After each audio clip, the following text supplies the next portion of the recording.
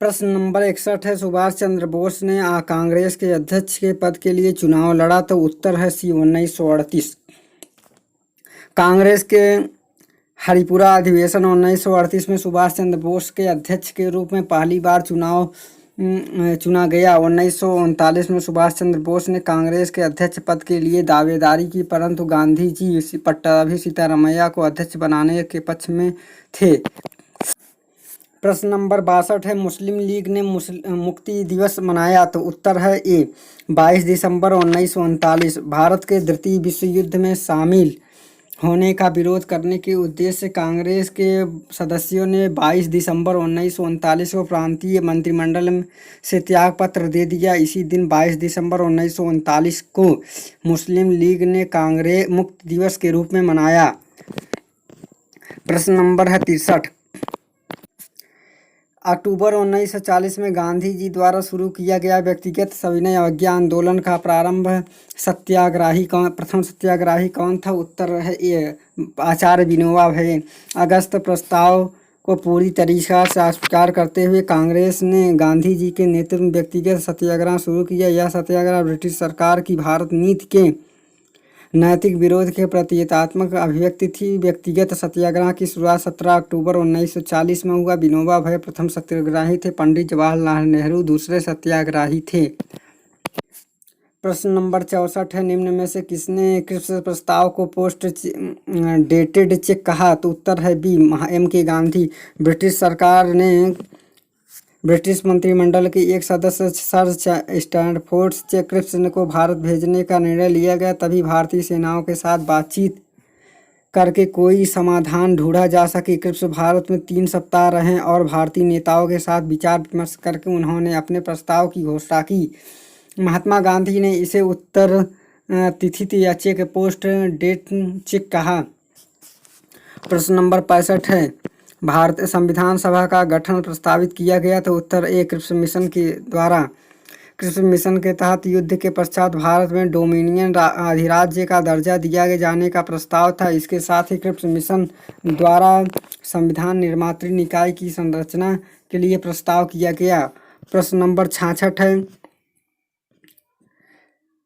Stanford Cripps के नेतृत्व में क्रिप्स मिशन 1942 में भारत आया। इस समय भारत का वायसराय लॉर्ड लिनलिथो था।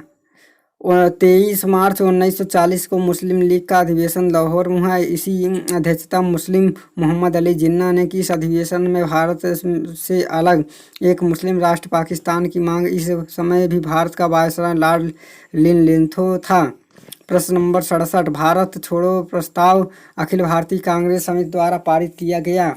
उत्तर है बी यानी कि 1942। कांग्रेस कार्य समिति की वर्धा की अपनी बैठक 14 जुलाई 1942 को संघर्ष के निर्णय की अपनी स्वीकृति दे दी गई। अगस्त 1942 में अखिल भारतीय कांग्रेस समिति की बैठक में भारत छोड़ो प्रस्ताव का अनुमोदन पारित किया गया था। प्रश्न नंबर 68, महात्मा गांधी द्वारा भारत छोड़ो आंदोलन किस वर्ष आरंभ किया गया? तो उत्तर है भी 1942। प्रश्न नंबर 69, भारत छोड़ो आंदोलन कब पारित हुआ? तो 8 अगस्त 1942। इन उपयुक्त में से कोई सही नहीं है। भारत छोड़ो आंदोलन कब प्रारंभ हुआ? तो 7 अगस्त 1942 बम्बई अधिवेशन में ग्वालियर टैंक में अखिल भारतीय कांग्रेस कमेटी की वार्षिक बैठक हुई, जिसमें वर्धा प्रस्ताव भारत छोड़ो की पुष्टि हुई। थोड़े बहुत संशोधन के बाद 8 अगस्त 1942 को प्रस्ताव स्वीकार कर लिया गया। भारत स्वतंत्रता संघर्ष के तहत अंग्रेजों के विरुद्ध भारत छोड़ो आंदोलन प्रारंभ करने की घोषणा की गई। 9 अगस्त 1942 भारत छोड़ो आंदोलन प्रारंभ हुआ। का आंदोलन आरंभ होते ही ऑपरेशन जीरो आवर के तहत गांधी जी अन्य चोटी के कांग्रेस नेताओं को गिरफ्तार कर लिया गया। प्रश्न नंबर 70 है, 1942 के भारत छोड़ो आंदोलन की नाविका कौन थी? तो उत्तर है सी अरुणा असफली। अरुणा असफली के बचपन का नाम अरुणा गांगुली था। सन 1942 में भारत छोड़ो आंदोलन के समय उन्होंने बम्बई के ग्वालियर टैंक मैदान में ध्वजारोहण समारोह का आयोजन कराया। इसके तहत सामूहिक कदम में आंदोलन की ताकत मिली। भारत छोड़ो आंदोलन वे पूर्वकालीन सक्रिय कार्यकर्ता बनी। इसी आंदोलन के समय वे अपने समाजवादी मित्रों के साथ भूमिगत हो गई ताकि आंदोलन का संचालन करने के लिए एक गुप्त केंद्र बनाया जा सके। सन 1947 में अरुणा असफ अली खां को दिल्ली प्रदेश कांग्रेस समिति का अध्यक्ष चुना गया था। प्रश्न नंबर 71, अपने किस अधिवेशन में मुस्लिम लीग ने यह नारा दिया, विभाजन करो या यहाँ से जाओ? तो उत्तर है डी, कराची अधिवेशन 1943। 23 मार्च 1943 मुस्लिम लीग ने पाकिस्तान की दिवस मनाने का आह्वान किया। दिसंबर 1943 में कराची अधिवेशन विभाजन करो या जाओ नारा दिया। प्रश्न नंबर 72 में निम्नलिखित में से कालक्रम अनुसार व्यवस्थित कीजिए। तो सबसे पहले क्या था? सबसे स्वदेशी आंदोलन का प्रारंभ 7 अगस्त 1905, मुस्लिम लीग की स्थापना 1906, भारत छोड़ो आंदोलन 1942, कांग्रेस द्वारा स्वराज को अपना लक्ष्य घोषित किया 1929 में। और दूसरा है वो 73 में पूना समझौता 26 सितंबर 1932 है। अगस्त प्रस्ताव 8 अगस्त 1940 है। वर्धा प्रस्ताव 14 जुलाई 1942 है। बेबेल योजना 4 जून 1945 है। प्रश्न नंबर 74 है मिलान करने के लिए। तो इसमें डी सही नहीं है। साइमन कमीशन 1927 में, नमक सत्याग्रह 1930 है, इरविन गांधी इरविन समझौता 1931 है, बेमेल योजना 1944 नहीं 45 है। अक्टूबर 1943 में 4 लॉर्ड लिंगलेथों के स्थान पर लॉर्ड वेलेल भारत के वायसराय बने। उन्होंने भारतीय संवैधानिक गतिविधि को समाप्त करने के उद्देश्य से एक विस्तृत योजना बनाई जो उनके नाम से वेवेल योजना से जानी जाती। वेवेल योजना की घोषणा जून 1945 में की गई। प्रश्न नंबर 75, निम्नलिखित में कौन कैबिनेट मिशन का सदस्य नहीं है? तो ए लॉर्ड वेवेल, अलेक्जेंडर लॉरेंस और क्रिप्स हैं। कैबिनेट मिशन 24 मार्च 1946 को दिल्ली आया। इसके अध्यक्ष भारत मंत्री लॉर्ड लॉरेंस, अन्य 2 सदस्य क्रिप्स तथा अलेक्जेंडर थे। प्रश्न नंबर 76, कैबिनेट मिशन भारत कब आया? तो भारत में आया 24 मार्च 1946 में। प्रश्न नंबर 17, स्थान जहां नौसेना ने 1946 में भारत में ब्रिटिश शासन के विरुद्ध खुला विद्रोह किया। उत्तर है ए मुंबई। नौसैनिक विद्रोह 18 फरवरी 1946 ताकतवर तलवार नामक जहाज पर मुंबई में शुरुआत हुई। उन्होंने अपने संघर्ष की शुरुआत करते हुए मुंबई के तट पर तैनात जहाज पर जय हिंद तथा एवं भारत छोड़ो के नारे लिखे। बाद में इस विद्रोह का सरदार वल्लभ भाई पटेल के कहने पर समाप्त कर दिया गया। प्रश्न 78, निम्नलिखित में से किस एक ने संस्तुति किया कि समस्त अवशिष्ट शक्तियाँ प्रांतों में निहित होनी चाहिए? उत्तर ए है कैबिनेट मिशन। 16 मई 1946 में कैबिनेट मिशन ने अपनी रिपोर्ट प्रस्तुत की। रिपोर्ट के अनुसार संघ सूची के अतिरिक्त अन्य सभी विषयों एवं अवशिष्ट विषयों पर प्रांतों का अधिकार।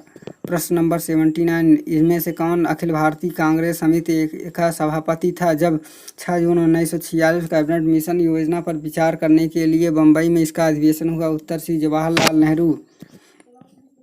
6 जून 1946 को बम्बई में हुई अखिल भारतीय कांग्रेस समिति का सभापति जवाहरलाल नेहरू को चुना गया। प्रश्न नंबर 80 है भारत में प्रथम अंतरिम सरकार की घोषणा कब की गई? तो भी है 24 अगस्त 1946 को। कांग्रेस द्वारा वायसराय के नवीनतम प्रस्तावों को स्वीकार कर लेने के बाद 1 अगस्त 1946 को लॉर्ड वेवेल ने कांग्रेस अध्यक्ष जवाहरलाल नेहरू को अंतिम सरकार के गठन के लिए निमंत्रण दिया। 24 अगस्त 1946 को पंडित नेहरू के नेतृत्व में भारत में पहली अंतरिम राष्ट्रीय सरकार की घोषणा हुई। 2 सितंबर 1946 को इसका गठन किया गया। प्रश्न नंबर 81, केंद्र में अंतरिम सरकार की स्थापना हुई? तो उत्तर है सी कैबिनेट मिशन के आने के बाद। कैबिनेट मिशन 1946 द्वारा भारत के लिए कई सुझाव दिए गए थे, जिसमें एक अंतरिम सरकार की स्थापना करना जिसे भारत के सभी प्रमुख राजनैतिक दलों का समर्थन प्राप्त हो भी शामिल था। कैबिनेट मिशन के द्वारा दिए गए प्रस्ताव को भारतीयों ने स्वीकार कर लिया। इसी के अनुसार ही जवाहरलाल नेहरू के नेतृत्व में सितंबर 1946 अंतरिम सरकार की स्थापना की गई। प्रश्न नंबर 82 है 1946 में भारत में अंतरिम सरकार के मुखिया कौन था? उत्तर है डी जवाहरलाल नेहरू। प्रश्न नंबर 83 है संविधान सभा के संबंध में निम्नलिखित में से कौन सा कथन सत्य है? तो उत्तर है इनमें से अनेक दलों का प्रतिनिधियों का प्राप्त था। संविधान सभा संविधान के निर्माण में संबंधित विभिन्न कार्यों को करने के लिए 22 समितियों का गठन किया गया। प्रश्न नंबर 84, भारतीय संविधान का निर्माण निम्नलिखित में से किसने किया? उत्तर है बी, संविधान सभा ने। कैबिनेट अथवा मंत्रिमंडल मिशन योजना 1946 के अनुसार नवंबर 1946 के संविधान सभा के सदस्यों का चुनाव किया गया। संविधान सभा की स्थापना 9 दिसंबर 1946 को उसकी प्रथम बैठक के आरंभ होने के साथ हुआ। संविधान सभा द्वारा भारतीय संविधान का निर्माण किया गया। संविधान सभा की बैठक में संविधान के प्रारूप पर 8 महीने बहस हुई और इस दौरान उसमें संशोधित किया गया। संविधान सभा में 11 अधिवेशन हुए। 22 जनवरी 1947 को संविधान सभा द्वारा भारत को एक संविधान देने का उद्देश्य प्रस्ताव पारित किया गया। 11वें अधिवेशन के अंतिम दिन 26 नवंबर 1949 को संविधान को अंगीकृत किया गया था। प्रश्न नंबर 85 है, जवाहरलाल नेहरू द्वारा प्रस्तुत उद्देश्य प्रस्ताव को संविधान सभा ने कब पारित किया? तो उत्तर 22 जनवरी 1947। प्रश्न है 86, भारत में संविधान सभा का निर्माण किस योजना के अंतर्गत हुआ? तो उत्तर है मंत्रिमंडल मिशन। प्रश्न नंबर 87 है, भारतीय संविधान सभा का स्थापना वर्ष ये है 1946। प्रश्न नंबर 28, कौन सी योजना के प्रस्ताव में संविधान सभा की स्थापना हुई? तो उत्तर है बी, यानी द कैबिनेट मिशन प्लान। प्रश्न नंबर 89 है, संविधान सभा का गठन किसके अनुसार किया गया? तो उत्तर है सी, कैबिनेट मिशन द्वारा। प्रश्न नंबर 90 है, भारतीय संविधान निर्मात्री परिषद की प्रथम बैठक हुई तो 9 दिसंबर 1946 को हुई। प्रश्न नंबर 91 है, भारतीय संविधान सभा के अध्यक्ष थे? तो उत्तर है ए, डॉक्टर राजेंद्र प्रसाद। 9 दिसंबर 1946 को संविधान सभा की प्रथम बैठक की अध्यक्षता अस्थायी अध्यक्ष डॉक्टर सच्चिदानंद सिन्हा के 11 दिसंबर 1946 को संविधान सभा डॉक्टर राजेंद्र प्रसाद को निर्विरोध संविधान सभा का स्थायी अध्यक्ष चुना गया। भारतीय संविधान सभा की स्थापना 9 दिसंबर 1946 को उसकी प्रथम बैठक में आरंभ होते हुए संविधान सभा के सदस्यों का निर्वाचन प्रांतीय विधानसभाओं के सदस्यों द्वारा अप्रत्यक्ष निर्वाचन द्वारा हुआ। भारतीय संविधान 26 जनवरी 1950 को लागू हुआ, जबकि 26 नवंबर 1949 को इसे अंगीकृत, अधिनियमित एवं आत्मार्पित किया गया था। भारतीय संविधान के निर्माण में कुल 2 वर्ष 11 माह 18 दिन लगा। प्रश्न नंबर 92, भारत का संविधान बनाने में समय लगा? तो 2 वर्ष 11 माह 18 दिन लगा। प्रश्न नंबर 93 है, भारत के संविधान को अंगीकृत किया गया? तो उत्तर है 26 नवंबर 1949 को। सी सही है। प्रश्न नंबर 94, भारत के संविधान को अंगीकृत और स्वीकृत निम्न वर्ष में किया गया? तो उत्तर है 1949 में। प्रश्न नंबर 95, भारत के संविधान सभा की पहली बैठक किस वर्ष? तो पहली बैठक 9 दिसंबर 1946 को। प्रश्न नंबर 96, संविधान सभा का अंतरिम अध्यक्ष कौन था? उत्तर है सच्चिदानंद सिन्हा। प्रश्न नंबर 57, भारतीय संविधान के लागू होने की तिथि? प्रश्न नंबर 57, भारतीय संविधान को लागू होने की तिथि है तो 26 जनवरी 1950। भारतीय संविधान का प्रस्तावना उद्देश्य में उल्लेखित किया गया है कि 26 नवंबर 1949 को भारत के संविधान को अंगीकृत, अधिनियमित और आत्मार्पित किया गया। संविधान को अपनाने, उसे पूर्ण होने तथा उसको अंतिम रूप देने की तारीख 26 नवंबर 1949 को माना जाता है। इसी दिन नागरिकता अंतःकालीन संसद, अस्थायी और संक्रमणकालीन उपबंध लागू हो गए। यद्यपि संविधान का शेष उपबंध 26 जनवरी 1950 को प्रभावी हुआ, अतः संविधान के पूर्ण रूप से लागू होने तथा पूर्ण रूप से क्रियान्वयन होने की तिथि के रूप में 26 जनवरी 1950 को ग्रहण करते हैं। इसी दिन प्रत्येक वर्ष गणतंत्र दिवस मनाया जाता है। प्रश्न नंबर 98, भारत का संविधान किस दिन से लागू हुआ? तो सी है 26 जनवरी 1950। प्रश्न नंबर 99, स्वाधीनता भारत के संविधान पर संविधान सभा के सदस्यों का हस्ताक्षर हुआ? तो उत्तर है डी, 24 जनवरी 1950 को। संविधान सभा द्वारा 24 जनवरी 1950 के दिन मंगलवार को राजेंद्र प्रसाद को अंतरिम राष्ट्रपति चुना गया। इसी दौरान सभा में उपस्थित 308 सदस्यों ने भारतीय संविधान पर हस्ताक्षर किया। प्रश्न नंबर 100 भारतीय संविधान को किसने अधिनियमित बनाया? तो उत्तर है डी संविधान सभा। प्रश्न नंबर 101 निम्नलिखित में से कौन भारतीय संविधान का सभा का सदस्य नहीं था? तो उत्तर है C V N Rao. V N Rao संविधान सभा के सदस्य नहीं थे। इन्हें संवैधानिक सलाहकार पद पर नियुक्त किया गया था। टी वी कृष्णाचार्य राजस्थान से, एच एस सी मुखर्जी पश्चिम बंगाल से और के एम मुंशी महाराष्ट्र मंडल से संविधान सभा के सदस्य निर्वाचित हुए थे। प्रश्न नंबर 102 है भारतीय संविधान सभा में कुल कितने महिला सदस्य थे? उत्तर है डी यानी 15 महिला सदस्य थी। भारतीय संविधान में कुल महिलाओं की संख्या 15 थी, जिनमें नाम इस प्रकार है: विजय लक्ष्मी पंडित, राजकुमारी अमृता कौर, सरोजनी नायडू, सुचेतना कृपालिनी, पूर्णिमा बनर्जी, लीला राजी, दुर्गाबाई, हंसा मेहता और कमला चौधरी, रेणुका राय, मालती चौधरी और दक्षायनिका और हेमल एजाज, रसूल एनी मास्करेनी और अम्मू स्वामीनाथन। प्रश्न नंबर 103 है संविधान निर्मात्री परिषद में अम्बेडकर परिषद में संवैधानिक परामर्शदाता थे? तो उत्तर है सी वी एन राव।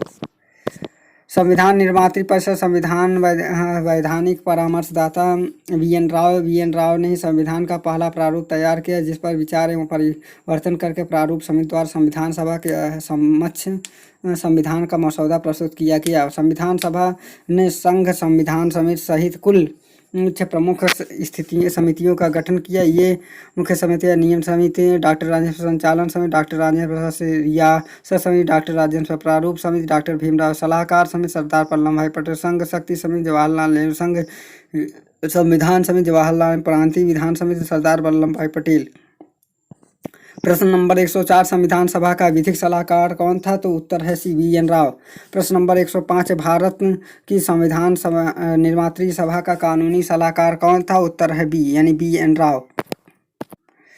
प्रश्न नंबर 106 है भारतीय संविधान के वास्तुकार किसे माना जाता है? उत्तर है B doctor B R Ambedkar का। अधिकांश विद्वान भारतीय संविधान के वास्तुकार डॉक्टर बी आर अम्बेडकर को मानते हैं। कुछ विद्वान बी एन राव को इस पदवी को विभूषित करते हैं। प्रारूप समिति के अध्यक्ष के रूप में इनकी भूमिका को देखते हुए डॉक्टर अम्बेडकर ज़्यादा मान्य है। प्रश्न नंबर 107 भारतीय संविधान के प्रारूप समिति के कितने सदस्य थे?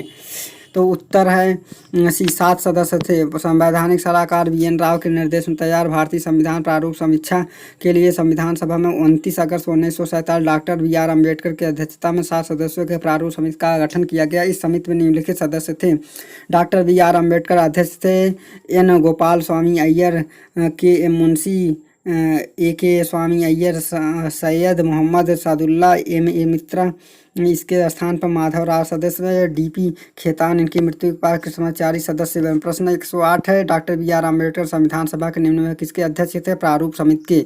उत्तर है बी।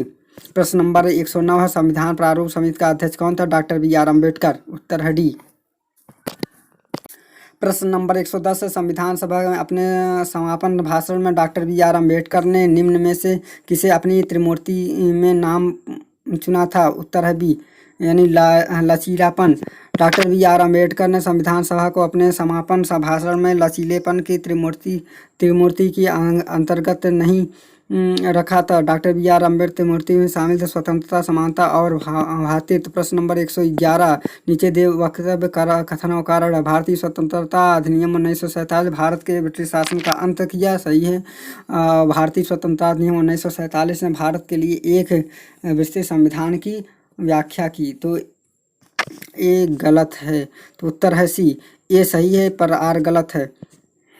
प्रश्न नंबर 112 दी इंडियन इंडिपेंडेंस बिल जिसका लक्ष्य भारत तथा पाकिस्तान के बीच ब्रिटिश इंडियन का विभाजन करना ब्रिटिश संसद में प्रस्तुत किया गया। तो 4 जुलाई 1947 को द इंडियन इंडिपेंडेंस बिल 4 जुलाई 1947 को ब्रिटिश संसद में प्रस्तुत किया गया। 18 जुलाई को पारित होने के पश्चात इस अधिनियम ने भारत शासन अधिनियम 1935 के स्थान पर ग्रहण किया। इस अधिनियम का उद्देश्य भारत और पाकिस्तान 2 स्वतंत्र राज्यों की स्थापना करना। 113 इनमें से कौन सा भारत का वायसराय था जब अगस्त 1947 में भारत तथा पाकिस्तान के बीच ब्रिटिश इंडिया का विभाजन किया? तो यह था Lord Mountbatten, Lord Louis Mountbatten था। उत्तर ए अगस्त 1947 ब्रिटिश इंडिया का भारत और पाकिस्तान का स्वतंत्रता और विभाजन के साथ लॉर्ड माउंटबेटन भारत के वायसराय थे। 8 जून 1947 में द्वारा प्रस्तुत योजना के कारण हेतु इस अधिनियम को पारित किया गया। प्रश्न नंबर 114, निम्नलिखित में से किस कांग्रेस सदस्य ने माउंटबेटन योजना को अस्वीकार किया? तो उत्तर है सी, मौलाना अबुल कलाम आज़ाद। नेहरू और पटेल के पश्चात अंततः महात्मा गांधी ने लॉर्ड माउंटबेटन की योजना स्वीकार कर लिए, लेकिन मौलाना अबुल कलाम आज़ाद ने इस योजना का अंत विरोध किया। प्रश्न नंबर 115, भारत एक गणतंत्र राज्य बना? तो गणतंत्र राज्य बना 1950 में। संविधान सभा ने कुल मिलाकर 2 वर्ष 11 माह 18 दिन के अथक निरंतर परिश्रम के पश्चात 26 नवंबर 1949 तक संविधान के निर्माण का कार्य पूरा किया गया। संविधान कुछ उपबंध तो उसी दिन 26 नवंबर 1949 को पृथक हो गया और शेष उपबंध 26 जनवरी 1950 को प्रवृत्त हुई, जिसे संविधान के वर्तमान प्रवर्तन की तारीख कहा जाता है। इसी तिथि को भारत का एक गणतंत्र राज्य बना। प्रश्न नंबर 116, भारत का संविधान निर्मित हुआ? तो सी उत्तर है 26 नवंबर 1949 को। प्रश्न नंबर 117, ऑपरेशन विजय किसे मुक्त कराने के लिए प्राप्त? तो उत्तर है गोवा।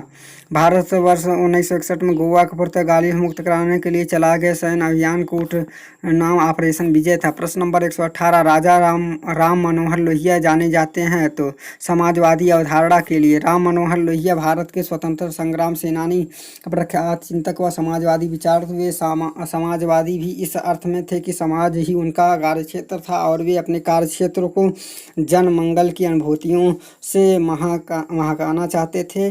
प्रमुख रचनाएं guilty man of Indian parties और hobby of history, Marx, Gandhi एवं सोशलिज्म। प्रश्न नंबर 119, यह किसने कहा कि पूर्णतः वचनबद्ध नौकरशाही ही वह सामाजिक परिवर्तन ला सकता है जो पंचवर्षीय योजनाओं और प्रगतिशील विधान में है? तो उत्तर है बी, इंदिरा गांधी। आपातकाल के दौरान इंदिरा गांधी ने वचनबद्ध नौकरशाही की वकालत की है। इस प्रतिबद्धता का अर्थ उस वक्त सरकार प्रतिबद्धता थी जी, उसकी इस अवधारणा का बहुत विरोध हुआ।